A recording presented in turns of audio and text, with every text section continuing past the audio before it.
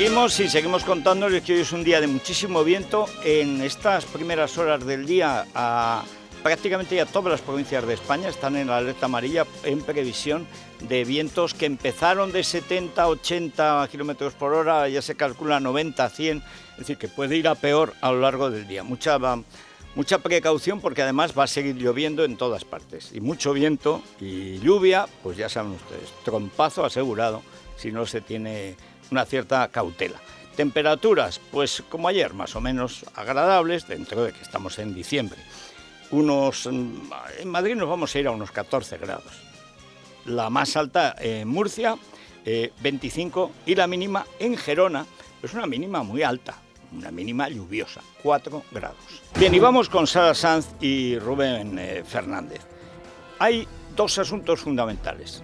Antes ya he contado la historia, pero como viene hoy Luis Herrero a la tertulia, que tiene un libro, El año en que murió Franco, que se sabe muy bien la crisis del Sahara, la Marcha Verde, etcétera, y se está reproduciendo al 90% lo que pasó entonces, pues está bien que nos lo cuente Luis, que además lo investigó a fondo y conocía muy bien aquellas zaurdas del régimen y qué se hacía cuando Franco se estaba muriendo. Ese libro a lo mejor lo encuentran en Amazon, en Iberlibro y tal, El año en que murió Franco. Era la época en que todavía los títulos se ponían en buen español. Es el año en que. O sea, luego llegó Umbral, que como escribía tan bien podía escribir mal y tal, y puso la noche que llegué al Café Gijón. Yo y todos los periodistas que no escriben como Umbral, pero que quieren ser como Umbral, dicen el día que, no, es en qué. Si es el día que, entonces el qué es el día. Gijón, no se sabe lo que es en qué. Bueno, pues el día en que murió Franco lo escribió, lo noveló Luis Herrero, y además es un libro estupendo, como todos los suyos. Luego hablaremos del Sahara, pero la cuestión de fondo es que la invasión de ilegales en Canarias responde a la política exterior de Marruecos. Y ayer sucedió una cosa que algunos en la prensa de hoy dicen, hay que ver, Trump ha roto todos los consensos internacionales. ¿Qué consenso? ¿Pero de qué consenso nos hablan? Hace un mes yo dije aquí, el día en que Pablenín, ya apartado de Dina y de la creencia marroquí, volvía a ofrecer su mano abierta al Polisario. Polisario es Argelia y Argelia es Moscú. Lo era en el 75 y lo es 45 años después. ¿Y qué es lo que había pasado? Que el Polisario le había declarado la guerra a Marruecos. Quien dice el Polisario dice Argelia. Y quien dice Argelia dice Putin. Repito, el mismo día en que Iglesias, olvidando su creencia dinástico dino-marroquí, que tanto le criticaba Errejón, dice, estamos con el Polisario, la lucha del Polisario, patatín y patatán, el Polisario le declara la guerra a Marruecos, formalmente, que es que Argelia le declara una guerra de guerrillas, de terrorismo, de lo que sea, llaman de baja intensidad, hasta que cuentan los muertos, a Marruecos. ¿Y entonces qué ha hecho Marruecos? Lo mismo que hizo en la Marcha Verde, acudir a Estados Unidos. Marruecos ha sido un aliado fiel de Estados Unidos. Estados Unidos a sus aliados fieles los cuida. A los infieles, no. ¿Qué es lo que sucede? Que España rompió con Estados Unidos y con todo Occidente con Zapatero, cuando hizo desertar a nuestras tropas de Irak y de todos los sitios donde estaban con un mandato de la ONU. Y en contra de los plazos que se había dado el propio Zapatero, el sicario del régimen genocida de Maduro. Si es que no es todo el gobierno, el sicariato del gobierno genocida de Maduro. ¿Y qué hizo España? Pues España no sabía qué hacer. Luego se lo cuenta Luis, pero lo esencial, Marruecos no tenía entonces una herramienta poderosa como ahora. Lo que hizo fue invadir el Sahara. Dice que pacíficamente era gente del ejército disfrazada con chilabas. No vean ustedes que iban a meter ahí frente al ejército español a 4 pobretes de Fez, de ninguna manera. Eran tíos tal. Y llevaban la bandera marroquí y detrás la bandera americana, para que quedara claro que era Estados Unidos el que estaba garantizando esa operación, que era una operación militar, para impedir que Rusia tuviera salida a las Canarias. En esa época también los soviéticos habían activado un movimiento, el MPAYAK, en Canarias, también independentista y comunista. dirigido por un tío llamado Cubillo, que tenía la emisora en Argel que emitía para Canarias. Era un gobierno soviético, era el gobierno soviético el que tenía a esta guerrilla comunista que era gemela del Polisario, con la misma intención, abrirle a Moscú la ventana a Canarias. ¿Por qué España ha estado en el Sáhara? Porque valía algo, no vale nada, es desierto. Por Canarias, porque es la protección de Canarias. Canarias sí es muy importante. Canarias es el paso a América. Ha sido muy importante, ahora lo es menos con los aviones, pero en la época de la navegación Canarias es esencial, porque va la corriente por allí. Igual que las Azores para Portugal, porque va la corriente por allí, pero más arriba. Para España, el eje estratégico de defensa es Baleares, Estrecho Canarias. Y eso es lo que hay que defender. ¿De quién? Pues ¿de quién va a ser? Pues de la morisma, de lo que nos hemos defendido siempre. ¿Dónde estamos? Justo abajo de Europa. ¿Qué es lo que tenemos inmediatamente? Pues la parte de arriba de África. Pues todas nuestras guerras son así. Hemos tenido con Francia guerras, pero ya de potencia a potencia, de reino a reino, es decir, entre iguales. Pero peligro, desde tiempo inmemorial, pues desde el Islam, desde que dejó el norte de África de ser cristiano, cuando el Islam conquista todo el norte de África, el peligro para España es ese, y sigue siendo el mismo. Hoy mucho peor que en otras ocasiones. ¿Qué hace Marruecos con España? ¿Cuál es la debilidad de España? Tiene un gobierno de izquierdas que ha dicho que apoya al Polisario, a Argelia y por tanto a Moscú. Así que llaman a Trump y le ofrecen reconocer a Israel, pactar con Israel, que la verdad está tejiendo una serie de alianzas con Israel de los países proamericanos, como no ha habido nunca en Estados Unidos, pero ni en tiempos de Reagan. La verdad es que este tío, se quede o se vaya, está tejiendo una red de alianzas impresionante. Y Marruecos, a cambio de que Estados Unidos reconozca lo que en la práctica reconoce también España y la Unión Europea, porque no han hecho nada en 40 años para descolonizar el Sahara, pues entonces ya está. Reconoce Trump Marruecos y Marruecos la soberanía de Marruecos sobre el Sahara, y a cambio Marruecos reconoce a Israel y pacta con Israel y hace un acuerdo con Israel. Que es la política exterior, que son hechos, no son opiniones, me cae bien, me cae mal. Nosotros nos cae bien los saharauis, nos caen mal los marroquíes, al lado de los saharauis. Hay marroquíes estupendos y hay saharauis malos. Pero en general a España le convenía el Sahara. Pero la realidad se impone. Y sobre todo tenemos una presión migratoria brutal que pasa por Marruecos. Y Mauritania, que es un arrabal militar de Marruecos. ¿Y qué es lo que hace Marruecos? Mandarnos ilegales. Dice, con que sí, pues mira, ahora la Marcha Verde va a ser a nado. Se van a presentar todos en Canarias. Y luego va el gobierno y hace lo que es ilegal de cabo a rabo. Y miente cuando dice que no lo hace, lo lleva haciendo desde hace meses. Lean los informes hoy en Libertad Digital que firma Sandra León, por ejemplo, o Arias Borque. Lo que está pasando con los ilegales, esta invasión de Canarias, que es una auténtica invasión, es un efecto de la falta de política exterior española. ¿Con quién se tiene que entender España? Con los vecinos. Con Francia ya nos llevamos muy bien, estamos en el mismo club y tal. Con Marruecos no estamos ni estaremos nunca en el mismo club. Nunca. España tiene 14 veces la renta per cápita de Marruecos. Es imposible. Hay que llevarnos bien. Punto. Es el vecino, hay que llevarnos bien. No hay más. Todos los viajes, cada vez cuando se coronó Juan Carlos, cuando se ha coronado Felipe VI, el primer viaje a Marruecos.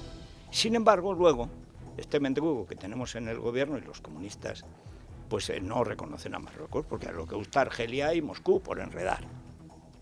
Y va España y dice que apoya, lo dice el vicepresidente, que todo el mundo sabe lo que manda Pablo Iglesias, que reconoce al Polisario el mismo día en que le declara la guerra a Marruecos. Naturalmente en Marruecos 17.000 inmigrantes. Y espere, te puede meter 50.000, ¿eh?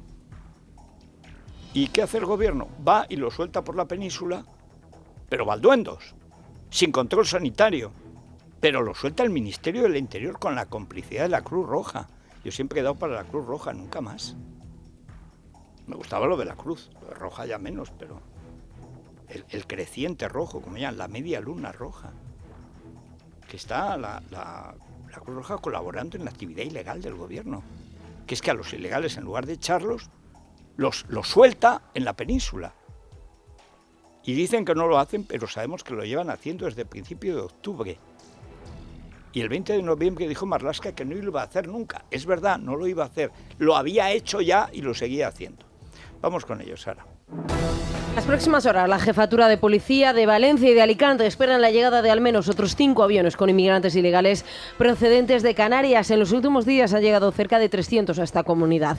El pasado martes, 16 personas fueron detenidas en el aeropuerto de Manises. 2 de ellas dieron positivo en la PCR. El gobierno, por su parte, niega que esté organizando el traslado de estos inmigrantes. Según les cuenta Libertad Digital, el Departamento de Interior está dando a estos inmigrantes salvoconductos para poder viajar. Es aquí donde entra en juego la complicidad de la Cruz Roja en la organización. Vamos a escuchar las explicaciones que han dado la subdelegada del Gobierno en Granada, el presidente valenciano Ximo Puig e Isabel Bonic desde el Partido Popular. En ningún momento se ha fletado ningún avión, ni se ha trasladado por parte del Gobierno a nadie aquí a Granada. Es decir, han llegado personas libres que traspasan sus 72 horas, pues el correspondiente CATE, donde se le haga su reseña, ya son personas libres y que con sus recursos propios se han podido trasladar en un avión comercial. ¿Y dónde se han ido a reunir? Pues se irá a reunir con los familiares que son residentes o trabajadores legales, que pueden estar en Andalucía o en el resto de España. No son vuelos. No son vuelos fletados por nadie, son personas que van en vuelos y esto, claro, nosotros no tenemos conocimiento de lo que hacen las personas libremente que pueden coger un vuelo. Las personas libremente pueden agarrar un vuelo y vienen.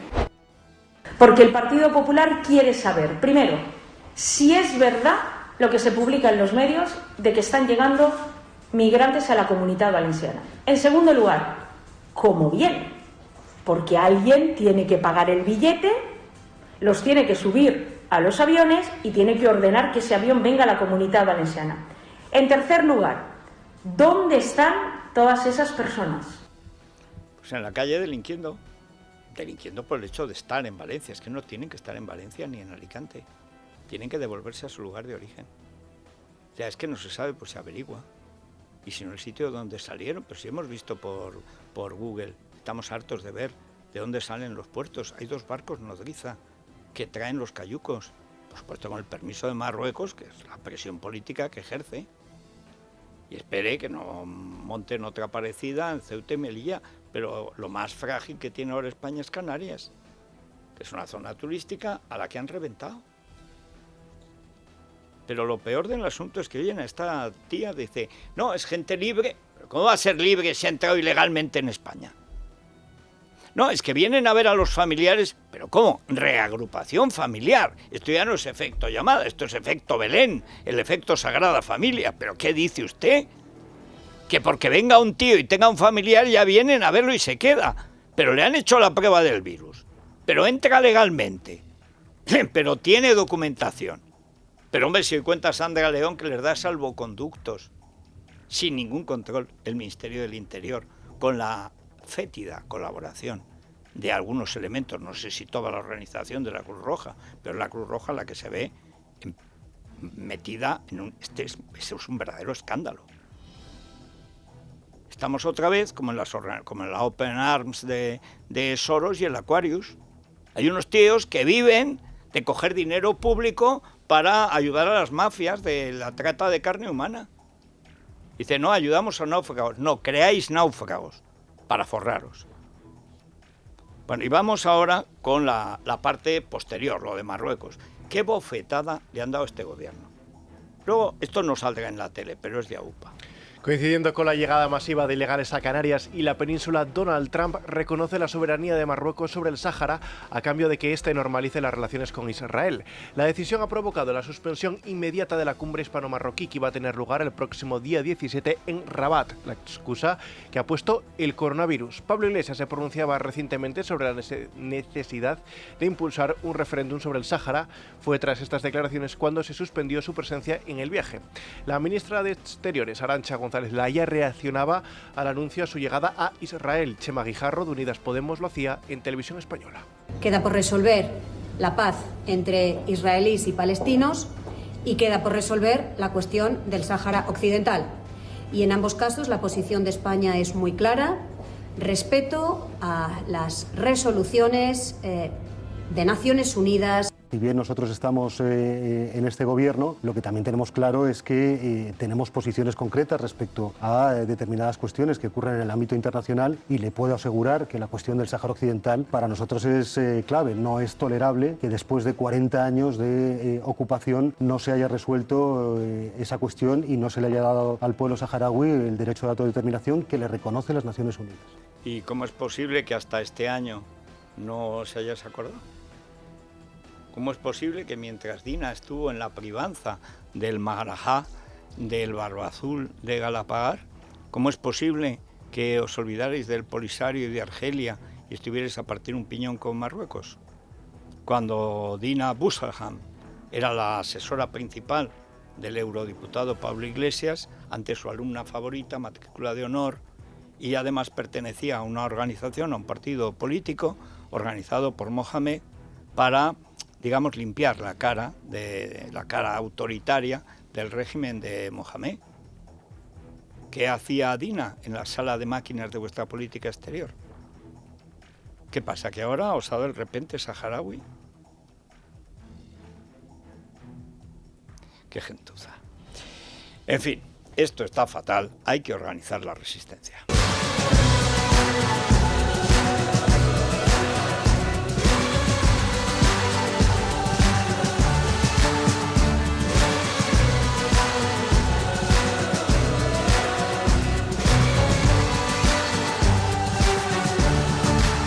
Organizando la resistencia.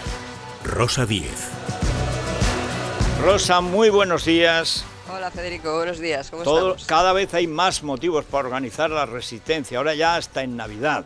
Ciertamente, no se puede descansar tampoco en Navidad. Yo quería hablar hoy contigo sobre la pulsión psicopática y perversa del gobierno de España presidido por Pedro Sánchez. Verás, yo vengo sosteniendo que los actos de Sánchez no pueden ser solo incompetencia, que no puede ser solo incompetencia permitir o estimular las concentraciones a sabiendas del riesgo del virus cuando se iniciaron, que no puede ser solo incompetencia ocultar los informes, hasta 11 creo que están contados, para que la gente acudiera en masa a infectarse a esas concentraciones, que no puede ser solo incompetencia negar la utilidad de las mascarillas, o negarse a hacer test, o negarse a hacer test de entrada en Barajas, o no permitir que las farmacias hagan test, que no puede ser solo incompetencia permitir la llegada masiva de ilegales, lo estabais comentando ahora, a Canarias, y después distribuirlos por el resto de España. Entonces, la pregunta es, si no es solo incompetencia, ¿qué pasa? ¿Que nos quieren muertos?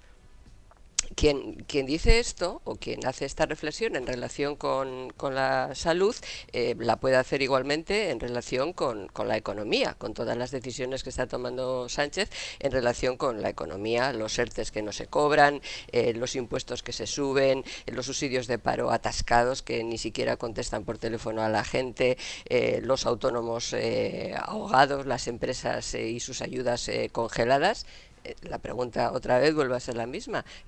¿Nos quieren arruinados? Entonces, lo que yo sostengo es que no es solo incompetencia, que es maldad. Entonces, la cuestión es, ¿puede una personalidad psicopática, narcisista, maquiavélica, llegar a mutar, vamos a decirlo así, y provocar que el individuo en cuestión comience a hacer el mal sin sentir el menor remordimiento?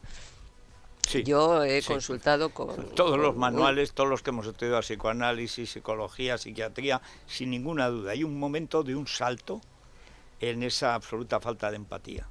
Ya, bueno, yo he consultado a un experto, porque yo de esto pues no sé, o sea, soy autodidacta, y entonces el experto me dice que en psiquiatría y psicología no se suele hablar del bien o del mal, porque son conceptos que no dejan de ser juicios morales y subjetivos, pero que sí que existe un concepto para definir a aquellos que disfrutan haciendo el mal, sabiendo que lo que están haciendo está mal y que además hace daño a personas, y que ese concepto para definir ese tipo de actuación se le llama perversión.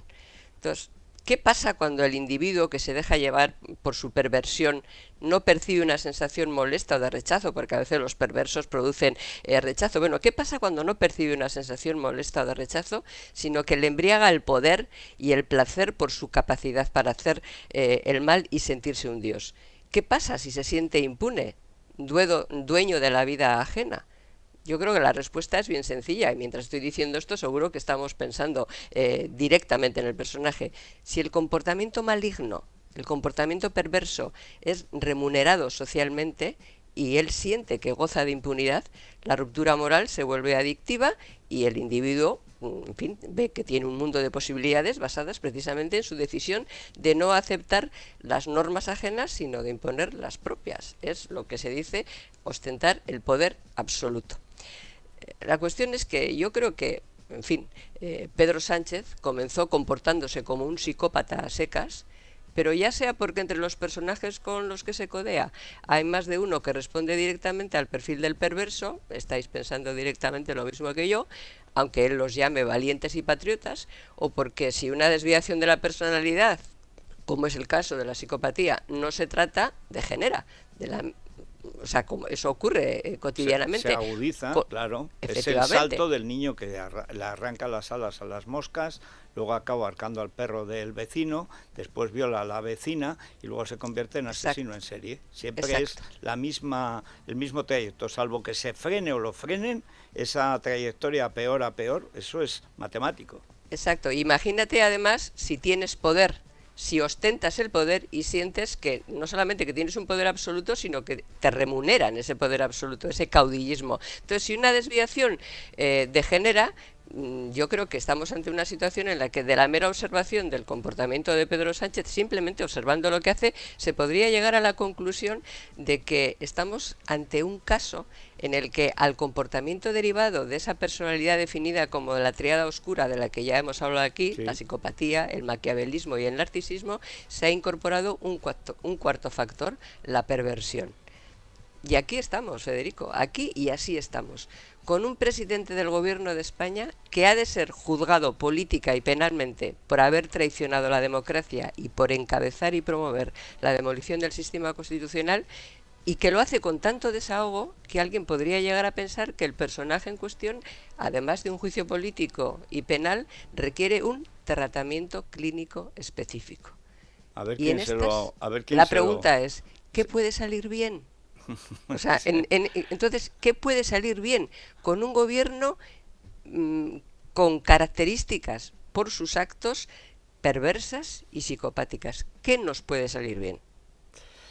Pues muy poca cosa, la verdad. En fin, hay solo un detalle añadido, y es que sepas que a partir de ahora los que denunciamos al psicópata estamos locos, somos lunáticos. Es decir, los que decimos que este es un gobierno comunista, social comunista, porque está compuesto de socialistas y comunistas, o por lo menos gente que es del PSOE y comunistas, pues que somos lunáticos, estamos locos, y a los locos, en la Unión Soviética, que es donde más se ha remunerado ese comportamiento perverso, psicológico, psicopático y sociopático, los metían Brezhnev y Andropov en los psiquiátricos, porque ser opuesto al régimen soviético, a la URSS, no era un delito, era una locura, era que estabas loco, así que te metían en el psiquiátrico y a pastillazos te hacían del régimen. Ya, pero dime una cosa, Federico, ¿tú les tienes miedo a esta gentuza? Yo ninguna, yo lo que no puedo es actuar como esto quisiera. Esto lo de asustarte con amenazas, funciona si la gente responde a las amenazas, ¿no? Y si responde callándose, ¿no? Y yo creo que estamos haciendo un ejercicio todo lo contrario, un ejercicio de señalar al rey desnudo, en este caso sí, a este individuo que se regicida comporta de esta manera, sí, porque, ¿no? Sí, sí, pero entonces, bueno, y además es que no es él solo, porque la historia, incluso con la coartada de Campechano, es que son regicidas. O sea, en la campaña contra España y contra el régimen constitucional, la campaña contra la monarquía constitucional. Oye, no te lo creas, pero tengo una especie, no digo que sea psicópata, porque es buena persona, pero que está haciendo unos aspavientos, que es Luis Herrero, detrás de una mascarilla, pero yo veo que es él, señalando el reloj con gesto amenazante. ¿Qué hago? Que le estamos ocupando su tiempo. Bueno, sí. pero seguro que saca alguna cosa a este comentario que hemos hecho. Seguro que le saca punta, porque él saca punta a casi todo. Ahora, la pregunta queda en el aire. ¿Qué puede salir bien con un gobierno que se comporta de forma tal que sus actos no solo merecen el juicio político y penal, porque algunos de ellos van a ser tratados penalmente y si no tiempo al tiempo, sino que lo que requieren es tratamiento clínico? Pues bueno, lo único que estamos seguros es de que no nos vamos a callar. Pues sí, señor. Hasta la semana que viene, Rosa. Hasta la semana que viene. Vámonos ya a una... ¡Hombre! Claro, Guardián, pero estamos rodeados de psicópatas y asesinos en serie y criminales que van a más y tal, pues necesitamos Guardián, Securitas Direct. Y a Luis al otro lado del cristal, así que nos vamos a descargar con urgencia esa aplicación. Luis impresiona, ¿eh? Yo creo que deberían hacer como un logotipo o algo así con Luis Herrero. Guardián, Luis Herrero con mascarilla. Es como Ferreras en bueno. O sea, una presencia imponente. Lo trasladaremos, a ver qué opinan en Securitas Direct, pero por el momento nos vamos a ir descargando la aplicación y así en caso de emergencia, si tenemos algún tipo de emergencia, pues nos van a atender las 24 horas del día, nos van a mandar la ayuda que necesitemos y acompañarnos en esa espera. Así que confía en Securitas Direct porque son expertos en seguridad. Llama ya al 900-130-900 o si lo prefieres, entra en securitasdirect.es. Recuerda, 900-130-900. Bueno, pues nos vamos ya a los oyentes y a la tertulia.